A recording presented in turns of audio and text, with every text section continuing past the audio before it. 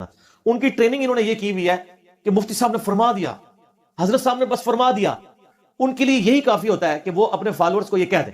اس کی میں آپ کو چھوٹی سی مثال دیتا ہوں۔ 2018 کے الیکشن سے پہلے پاکستان میں ایک بہت بڑی مذہبی جماعت کے پولیٹیکل لیڈر کو ٹی وی پہ بلایا گیا جو انہی کے مکتبہ فکر سے تعلق رکھتے تھے۔ میں نام نہیں لیتا اکیڈمی کی پالیسی کی وجہ سے، لیکن آپ کو پتہ چل جائے گا میں کس کی بات کر رہا ہوں۔ تو انہوں نے ٹی وی پہ کہا کہ عمران خان صاحب یہودیوں کے ایجنٹ ہیں۔ تو وہ ٹی وی اینکر نے پوچھا کہ آپ کے پاس کوئی دلیل ہے؟ وہ کہتے ہیں دلیل میں خود ہوں، میں جو کہہ رہا ہوں۔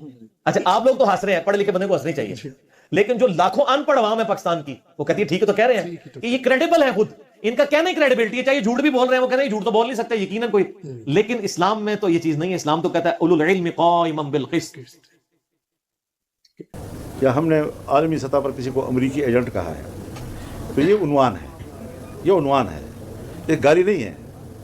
مطلب یہ ہے کہ جو عالمی سطح پر ایک ورلڈ وائڈ جو اکنامک نیٹ ورک ہے اور اس کے اوپر جو جوش کا ایک بالادستی ہے، جب میں دیکھوں گا کہ میرے ملک کو بھی اس نیٹ ورک کے اندر ڈالا جا رہا ہے اور یہاں پر میں سود کے خاتمے کی بات کرتا ہوں اور میں مکمل طور پر عالمی سطح پر سودی نظام کے اندر جا رہا ہوں، ان کی معیشت کے اصولوں کے مطابق چلوں گا، تو اس سے میرا اختلاف ہوگا۔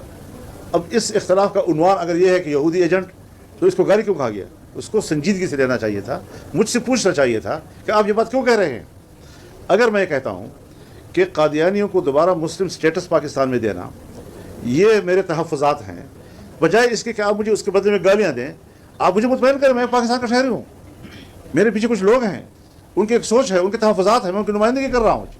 اگر میں کہتا ہوں کہ پاکستان میں مغربی تہذیب کو فروغ دیا جا رہا ہے اور ہماری اسلامی اور مشرقی تہذیب جو ہے اس کا خاتمہ کیا جا رہا ہے، اس کے بدلے میں گالی دینے کی بجائے مجھ سے پوچھا جائے، مجھ سے بات کی جائے۔ سیاستدان کا کام یہی ہوتا ہے۔ اگر میں نے آپ کے اوپر کوئی اعتراض کیا ہے یا آپ کے ساتھ میں نے کوئی ایک تحفظات کا اظہار کیا ہے، تو آپ کا فرض بنتا ہے کہ آپ کہیں فضل الرحمان یہ بات آپ کیوں کر رہے ہیں مجھے، تاکہ جب میں آپ کے سامنے اپنی بات رکھوں تو آپ یا مجھے مطمئن کر سکیں اس بات پر کہ میرا ایجنڈا نہیں ہے